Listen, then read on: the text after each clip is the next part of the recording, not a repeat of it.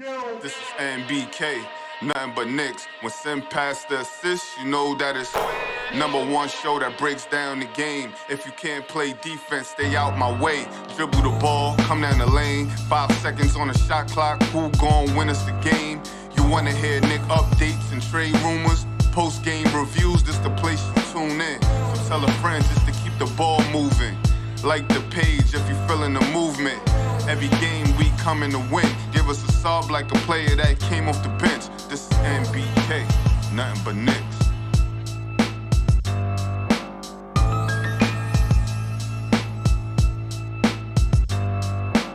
Knicks family, what's poppin'? It's your boy. Good afternoon, folks. Glad to see you. The New York Knicks take on the San Antonio Spurs tonight in what turns out to be, ladies and gentlemen, a revenge game for the New York Knicks because they got slaughtered by the Spurs the last game. And I know it turned out to be a 7-point game, but in my opinion, the Knicks got slaughtered in that game. The Knicks, they weren't in the right frame of mind. They were still reeling from that Dallas loss. So I think I'm pretty positive the Knicks have in their mind that they're getting this one back tonight.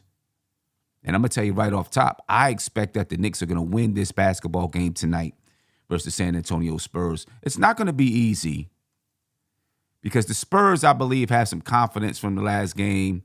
They believe that maybe they have the Knicks number. You know, they shot lights out last game. Do I expect them to do the same tonight? I don't know.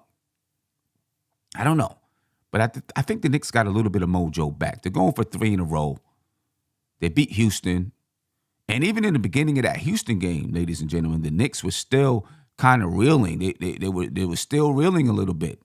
And Houston, for the first quarter and a half, they were shooting the lights out. And they were playing with more energy. And then finally, the New York Knicks decided to turn it on and pull that game out. I expect tonight the San Antonio Spurs will come in confident. They're playing in the Garden. They just lost to Brooklyn, got blown out by the Brooklyn Nets. But they're coming into the Garden feeling confident against the Knicks. But I think the Knicks, with Jalen Brunson back, they got revenge in their blood. And I believe the Knicks are going to get this one tonight, ladies and gentlemen. But you can't let this team shoot the ball the way that they did in San Antonio. If you do that, then they're going to be in trouble. The Knicks will be in trouble because the Spurs are a young team with a lot of energy. They don't know any better. Let's put it like that. And those kind of teams are always a little bit dangerous when they don't know any better. And that's what this team is right now. They don't know any better, the Spurs. And, of course, they're coached by Greg Popovich. So Greg Popovich is always going to have something up his sleeve. You know, one of the greatest coaches ever to grace the sidelines of the NBA. So I expect the Knicks to win, but I don't think it's going to be easy, at least not from the beginning. But, you know, at some point, I think the Knicks will take control of the basketball game, pull this one out for their 3rd straight, move back to 3 games above 500. All right, and move up, hopefully move up in the standings in the Eastern Conference. R.J. Barrett continues to be out, ladies and gentlemen. Obi Toppin is out. Derrick Rose is questionable for tonight. For the San Antonio Spurs, Devin Vassell, he's questionable. Then there's a couple other guys who are out for the Spurs. You know, how much does it mean? I don't know. But for the San Antonio Spurs, Dominic Barlow, he's a G League 2-way player. Charles Bassey is a G League 2-way player. Bates Diop, he's out due to a non-COVID illness. All right, Blake Wesley is out. Well, he's on G League assignment. All right, but the big name is Devin Vassell, who will be out for the San Antonio Spurs tonight. Well, questionable. He didn't play in the last game versus the Knicks. It didn't hurt San Antonio Spurs much. And he's a 20-point scorer, ladies and gentlemen. I mean, the San Antonio Spurs did what they did against the Knicks with one of their leading scorers not playing. Okay, now if he plays tonight, you know, that's a the Knicks need to make sure that they have him on the board just in case he does play. And listen, Devin Vassell can play defense. He can knock down a three. You know, he can score. He can score for the Spurs. Does he make him that much better? Where the Knicks shouldn't win this basketball game tonight? I don't think so. But he wasn't playing in the last game and the Spurs won. But the Knicks were emotionally distraught in that game. Before we get to the starting lineups, ladies and gentlemen, I do want to remind you that we have tickets to the Knicks versus the Toronto Raptors on Martin Luther King's Day. Make sure you get those tickets. There's a link in the description of the video. I'm also going to tag it to the top of your YouTube chat. And we also have tickets to the Knicks versus the Washington Wizards in Washington, D.C. on January 13th. That's next Friday. So make sure you get those tickets as well, ladies and gentlemen. Again, the link is in the description of the video, and I'm going to tag it to the top of your YouTube chat. Let's take a look at the starting lineups. Projected starting lineups for the New York Knicks. You have Jalen Brunson, Emmanuel Quickley, Quentin Grimes, Julius Randle, and Mitchell Robinson.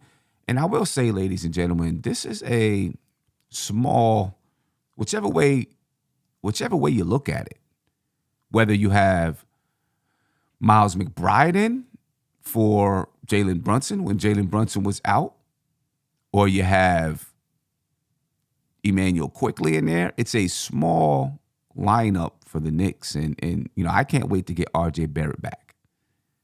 Because while the Knicks can be scrappy and they can still play good defense, RJ Barrett's size, and, you know, he's got a lot to work on defensively, no doubt about it.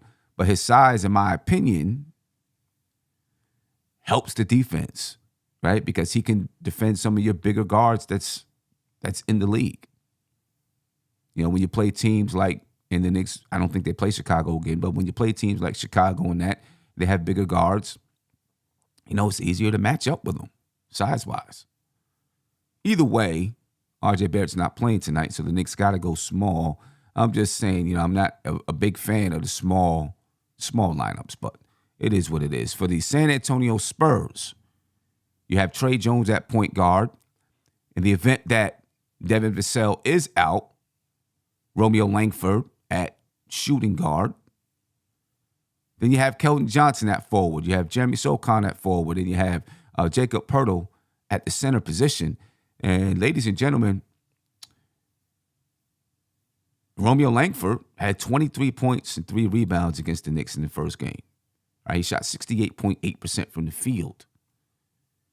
Right, so while they didn't have Devin Vassell, Romeo Langford, who only averages 6.5 points per game, came in lights out. Had one of the best games of his career against the Knicks. Keldon Johnson, who's been balling all season long. I mean, he's averaging 21.5 points per game. 6'5", 220, 23 years old. He had 30 points against the Knicks. I would expect, I don't know if he's going to have 30 tonight, but I would expect that Keldon Johnson is going to at least get his average. Got to be ready for that guy. He had 30 points, 3 rebounds, shot 52% from the field and 37.5% from the three-point line. Trey Jones had 13 points, 8 rebounds, 6 assists. Then they got contributions from the bench. We're going to talk about the bench. Stanley Johnson, 9 points. Malachi Branham, 4 points. Zach Collins, 5 points. Dougie McDermott had 8 points. Josh Richardson had 9 points. They played a really good all-around basketball game to San Antonio Spurs. As for the Knicks, you had 2 guys that actually came to play that night. Julius Randle with 41 points, almost a triple-double, 41 points, 11 rebounds, and 7 assists. And then Emmanuel Quickley had 36 points, 7 rebounds, and 7 assists. Nobody else showed up. Evan Fournier came off the bench and played. He had 11 points. But nobody else showed up for the New York Knicks, and that's going to have to change tonight if the Knicks expect to win. I expect it to change tonight. Simply because Jalen Brunson is out there on the floor, I believe it's going to change tonight versus the San Antonio Spurs. When you're looking at the matchups, ladies and gentlemen, and what you see on the screen defensively, I think it remains the way you see it on the screen now, looking at the defensive matchups. Jalen Brunson on Trey Jones, Emmanuel Quickly on Romeo Langford, Quentin Grimes on Keldon Johnson, Julius Randle on Jeremy Socon, and Mitchell Robinson on Jacob Poeltl. I think it remains the same. Jalen Brunson is going to add 20 points to the Knicks.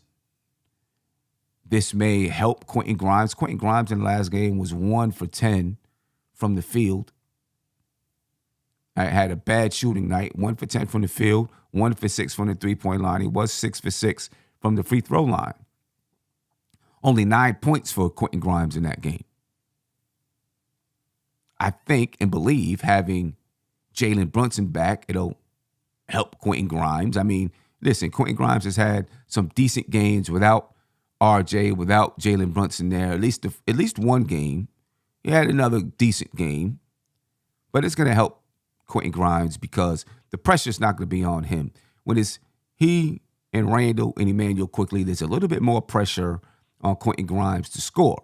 And I don't know if he's that guy yet. You know what I mean? He's not the take you off the dribble guy or, hit you in the mid-post guy or any of that. He's a catch and shoot player. Strike when I get the ball. Right? I catch the ball and make it a quick strike to the basket, make the defense collapse and kick it. And that's perfectly fine because as you can see, he can get 20 to 30 points doing that on a hot night. So I think Jalen Brunson changes the way this looks for the New York Knicks, of course. So I'd expect Quentin Grimes to play a little bit better. Miles McBride is going to be coming off the bench.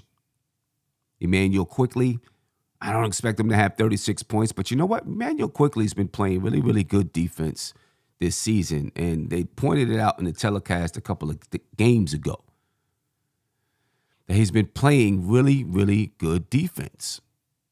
And so having him in the starting lineup, besides his size, doesn't really hurt the Knicks defensively at all because he's been playing good defense.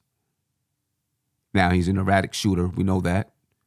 In the absence of Jalen Brunson, he played some good basketball games. He may not have shot efficiently, but he did facilitate, get the ball around. And that's big for Emmanuel Quickly, in my opinion. But I don't think he's going to have 36 tonight, but I think Emmanuel Quickly will play well. Julius Randle, I expect to dominate his matchup tonight. 41 points, and he had anyone who guarded him was fouling him all night long. Mid-range jump shots, swipe through fouls, strong strikes to the basket. Julius Randle had a pretty good basketball game. The Knicks didn't pull out the win, but he played well. And I would expect that he's going to play well again tonight, this time with a little bit more help. Quentin Grimes, I think, is going to have to, going back to Quentin Grimes, he's going to have to play some strong defense on Keldon Johnson.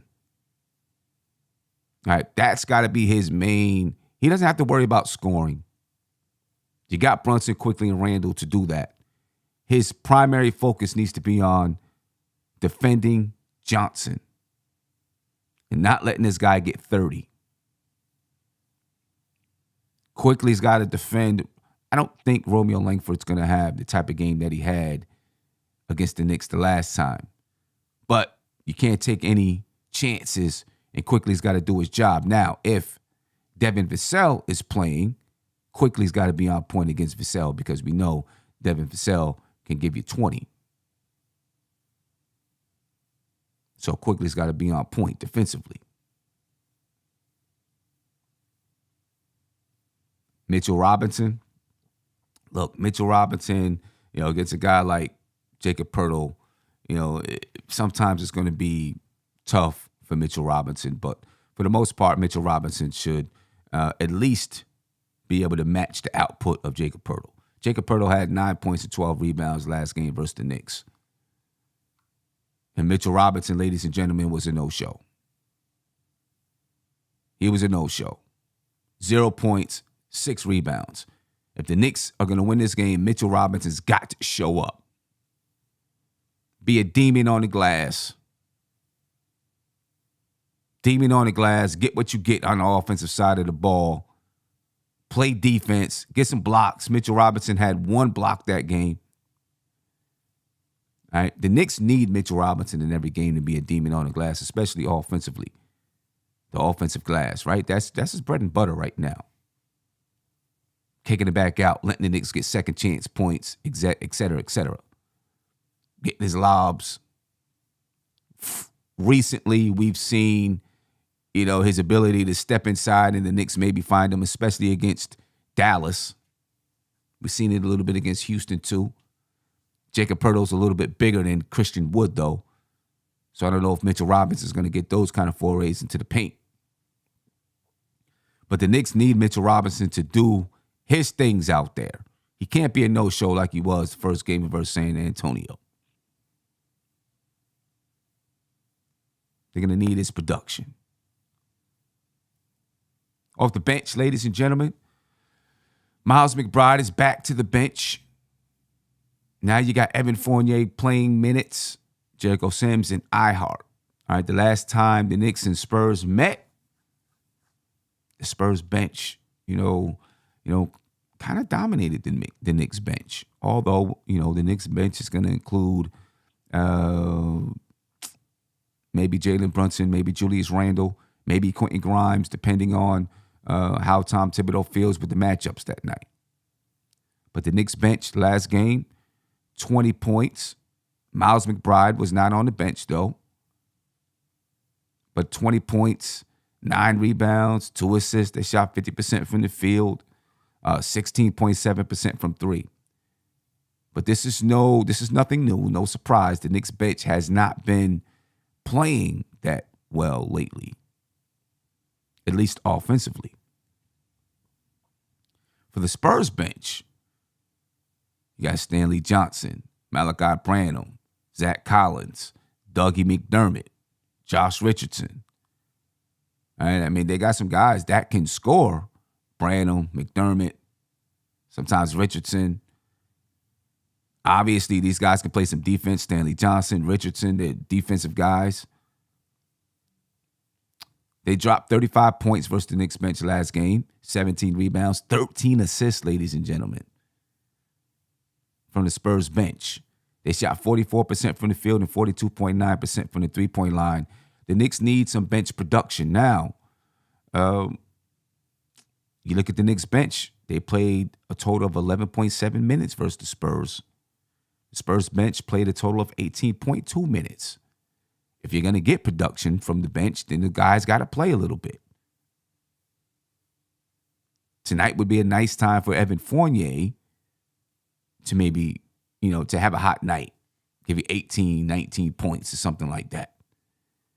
The Knicks need some production from the bench so the starters can get some good rest out there on the floor. Well, not rest on the floor, in the game. So the starters can get some good rest. Because right now, with the way that things are going, without the bench output and the starters playing the type of minutes they're playing, they're going to burn out. They're going to burn out. But if the bench is not giving you production, what do you expect the coach to do? What do you expect the coach to do? So the Knicks need some production from the bench when they get out there on the floor. Pointing to Evan Fournier, they need scoring production from the bench, because these guys in the Spurs with the San Antonio Spurs, they're going to be able to score the basketball. I believe they got shooters on the bench, which could be dangerous. They got shooters out there.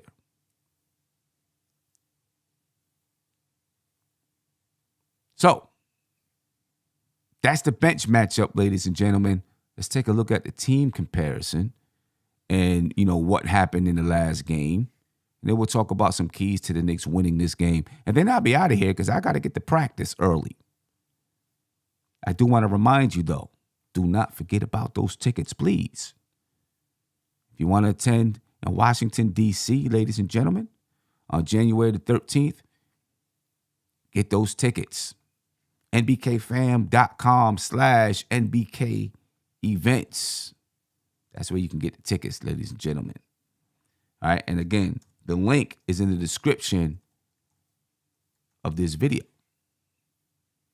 All right. And I'm going to get a chance to put it in the YouTube chat as well. Taking a look at what the teams did the last time they played. Obviously, the San Antonio Spurs won that basketball game. All right. And, the score ended up being 122 to 115, but I just don't feel like the game was actually that close.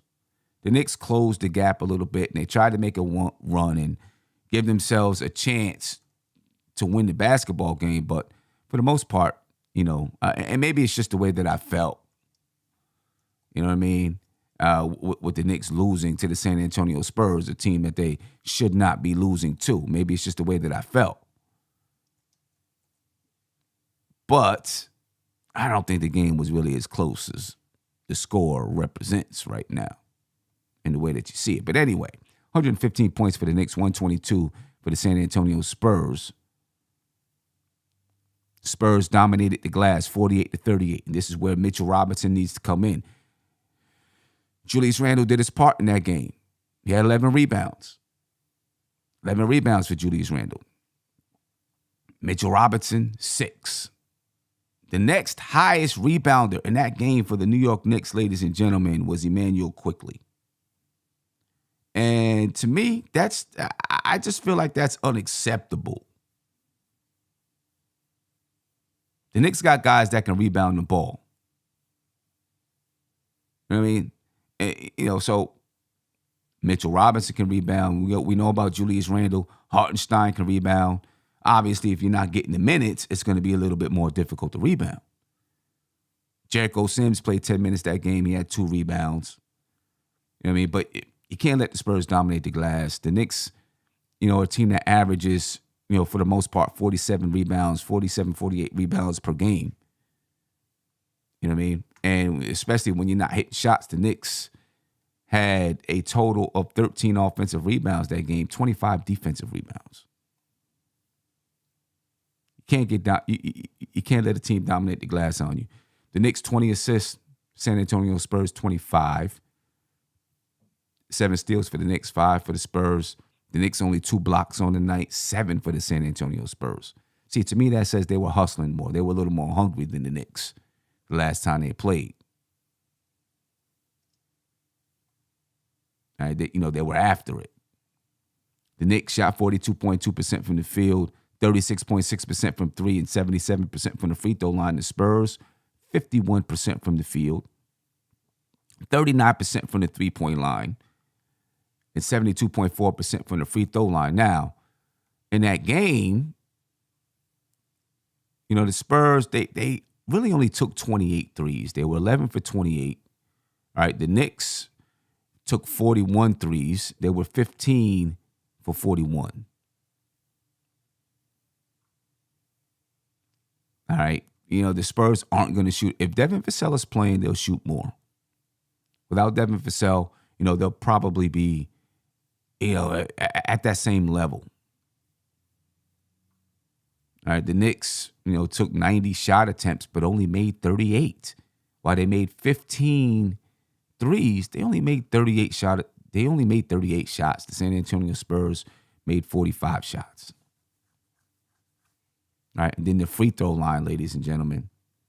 All right, the Knicks, because of Julius Randle, he was getting to the line. Quentin Grimes got to the line. The Knicks, with 24 for 31. The Spurs, 21 of 29. The Knicks still made more free throws. It really comes down to, in this game, the Spurs made more 2-point field goals than the Knicks. Even though the Knicks made 4 more threes, that's 12 more points. The Spurs made a good number of, the Knicks only made 23 2-point field goals. All right, where the Spurs actually made 34 2-point field goals. Difference in the game. The Knicks have got to shoot better and they got to play better defense to win this game, in my opinion.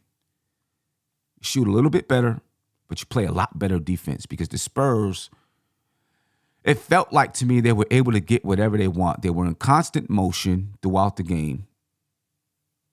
All right, the ball kept moving, and they were able to get shots that they wanted to get, and the Knicks were not able to stop them from getting those shots because of the ball movement. Big V CEO said the Knicks were tired when they played the Spurs. Mitch had no lift. Brunson didn't play. We waxed him this game. Listen, I agree.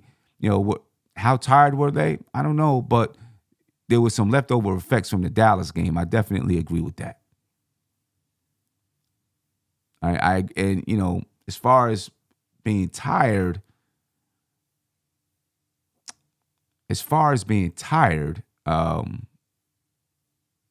you play on the road in the NBA.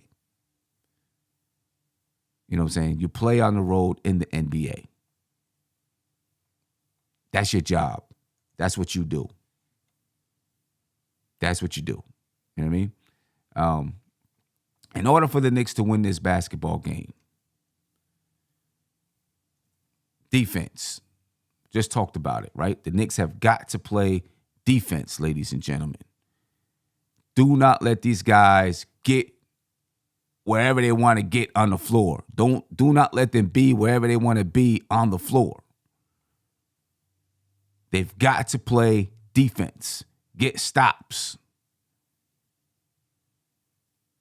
They struggled to get stops the last game versus San Antonio. You got to get stops. Right, and it was from the beginning of the game. They came out hot. San Antonio did. And they got comfortable right from the beginning, and the Knicks could do nothing about it. 38 points in the first quarter for the San Antonio Spurs. 38 points in the first quarter. All right, in the first half of the game, San Antonio was up 64-53. The Knicks allowed this team to score 64 points in the first half. You know what I mean? You got to be able to get those stops. You know what I mean? We need to hit the glass. You got to hit the glass. Dominate the glass. Do not let San Antonio dominate the glass on you. The Knicks got to dominate the glass. Then they need more scoring output from other people. I know they scored 115 points or whatever it was, but you got to get more contributions. You can't expect that Julius Randle is going to drop 41 points tonight. Jalen Brunson's got to score. Emmanuel Quickly's got to score. Of course, Julius Randle's got to score, right? You need some bench production as well. Quentin Grimes, I want you to score, but I really want your focus to be on Keldon Johnson. Not allowing Keldon Johnson to get off. At least not efficiently. He might get off, but it doesn't have to be efficiently. I think the Knicks do these things tonight, though, ladies and gentlemen. I think they want this game, right? 1975, Jamrock said, McBride, Quickly, and Grimes play twice as many minutes as they normally play in that Dallas game. I get it. You know what I mean? I agree. They did, but this is the NBA. And, you know what I mean? You got to play those games. This is what happens. You play those basketball games. People are going to get injured. People are going to go out. You still got games coming. You got to play them, and you got to be able to produce. That's why you're getting paid money, so you can produce. I still believe the biggest reason the Knicks lost that game is the layover effect from the Dallas game. You know what I mean? And I know they went into overtime and all that good stuff, right? But that layover effect, I think, is really what caused the Knicks to lose that game.